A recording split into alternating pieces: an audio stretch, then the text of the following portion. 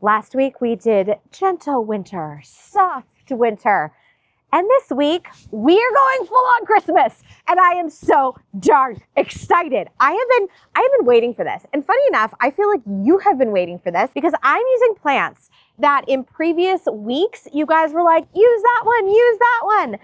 And they didn't make the cut. So this week I have an abundance of red, of bright green, of joyousness. So buckle up, my friends, because we're gonna go traditional, bobbly, sticky Christmas. Now, because I like all my containers to be choose your own adventure, I like all of you to have options at home.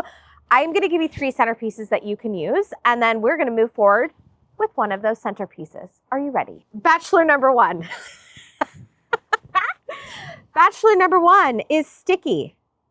He's interesting. He's controversial, but traditional at the same time. He has no leaves, but we don't care. I present to you Cornus Midwinter Fire. Look at this stunning angel. Bachelor number 2. He is strong. He is evergreen. He is a staple in many landscapes. Also, a very flexible gentleman, appreciates a little bit of sun, and can handle some shade. I present to you Bachelor number 2. This is a Nandina called Gulf Stream. Bachelor number 3, unexpected, stately, loves a shady situation, and is surprising us time and time again. It may look like an ordinary shrub, but look at this gorgeous little buttered up number. This is a skimmia. I'm choosing Midwinter Fire. So friends, we have chosen Bachelor number 1 for our container adventure of the day. Midwinter Fire. And this is an incredible selection. I want to give just a side note for all my landscape design people out there. Midwinter Fire is one of my favorite twig dogwoods. If you want a red twig dogwood, I highly recommend this guy. And the reason is you get a little bit of like a two-tone nature here. If I go in with a straight Arctic fire dogwood, sometimes that can actually disappear into a landscape.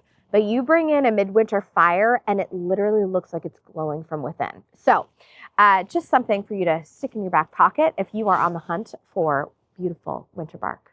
I'm actually just gonna start today by throwing this little bad right in, because I know that this is the direction we are headed. Boom. And she's going front and center. So our Bachelor number 1, I'm actually positioning right in the middle because today I want to showcase another round robin container. If you missed the last one, it was hilarious and Brian took a lot of liberties with his editing and my love of all things 80s. Here we are, Cornus Midwinter Fire taking center stage. Now, you know I love a stick in a pot, especially during winter, and this really fills that little need for me. I'm gonna bring in something that is super contrasty, right? So when we're building a container, we have something thin, sticky.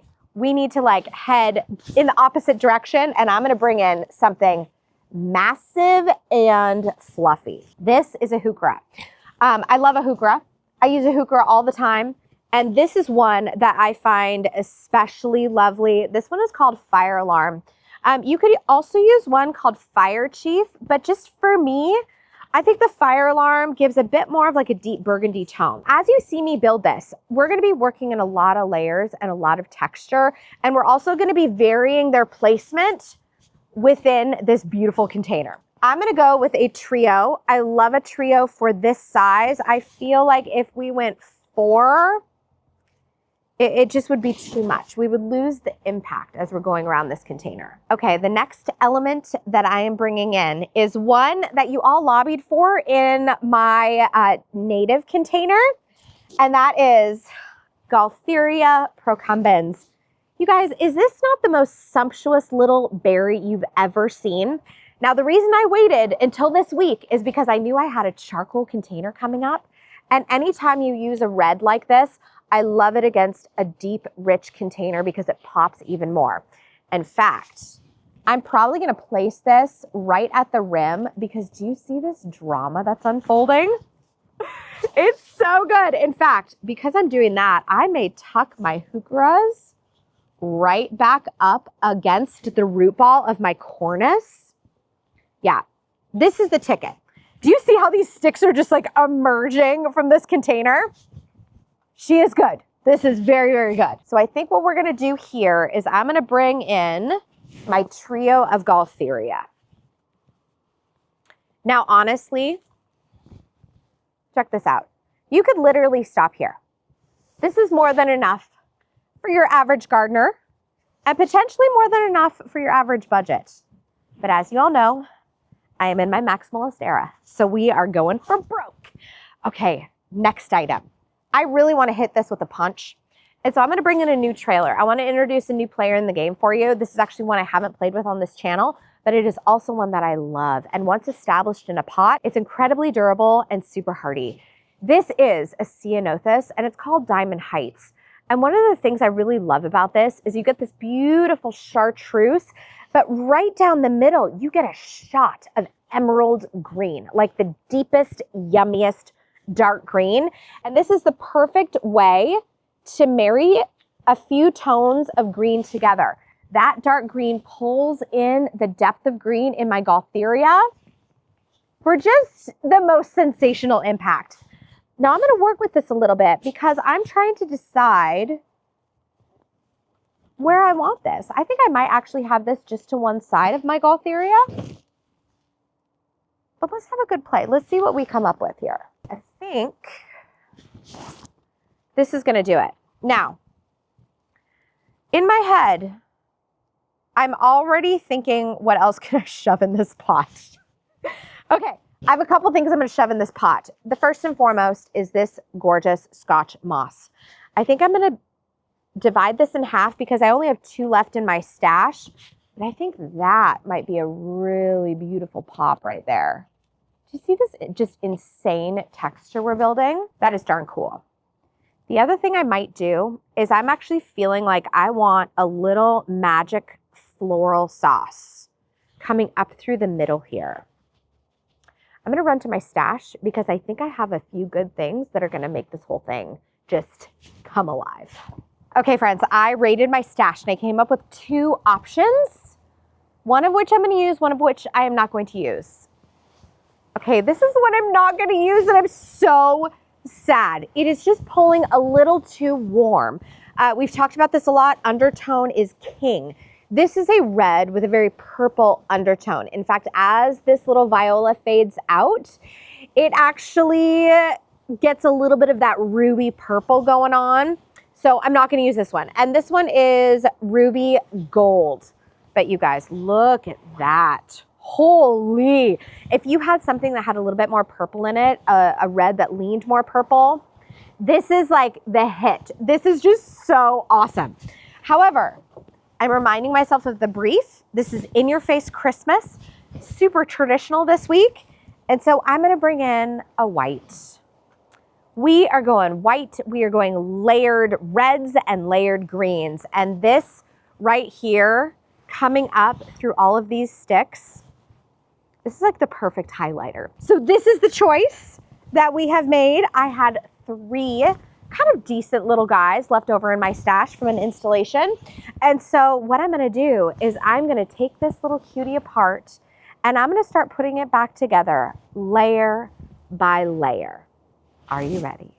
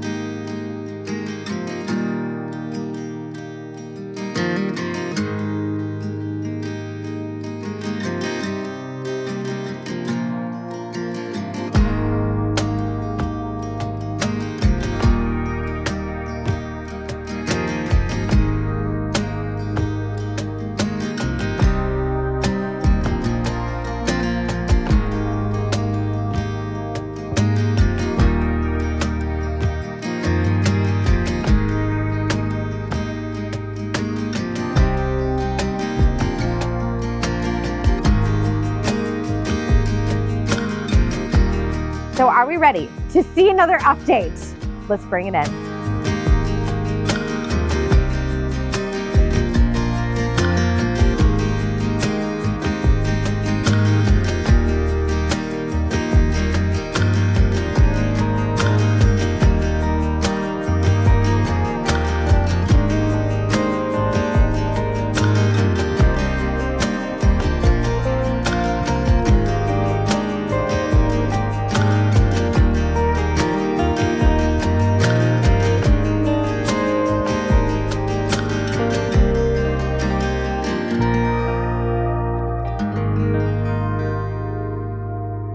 Oh my gosh, you guys, friends, this was my Diane Keaton inspired container. And here's the deal. I wanted this to be something that was like structure, white, very Diane Keaton-esque. And the other thing I planned for with this container was that we would continue to be surprised by its evolution, because Diane Keaton at her core was someone who inspired me greatly. And I always felt surprised by her, even when I knew she was going to show up wearing black and white. Okay, so can I share the surprises? Okay, first and foremost, hello, hellebore. You guys, I knew this hellebore would come on, but sometimes when you design a container and you look at it every day, you still get surprised by all these little things that continue to emerge, especially in winter, when we don't have a lot that's emerging in our winter landscape. Are you ready for the next thing?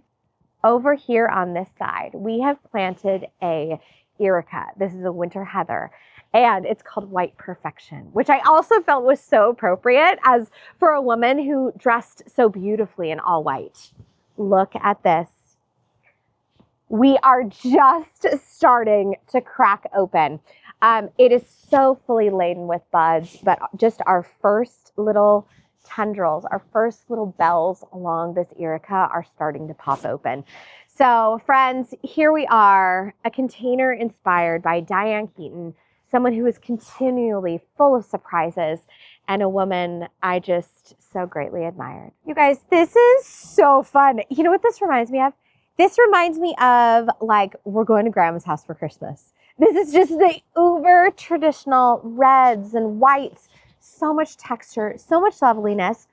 And then also as winter comes on a little bit stronger and those temps dip colder, we are going to continue to get a little bit of blushing on our Gaultheria. It takes on this like speckled deep burgundy that is just so stinking delightful.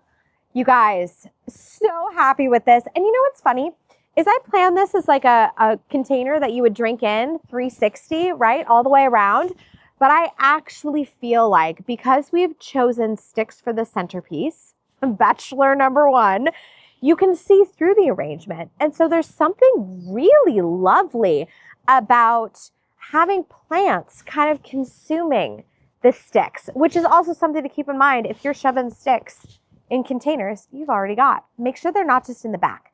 Put them in the middle. Friends, thank you for coming along on a very nostalgic Christmas garden adventure. I'm going to see you in the next one. And in the meantime, as always, say hello to your garden for me.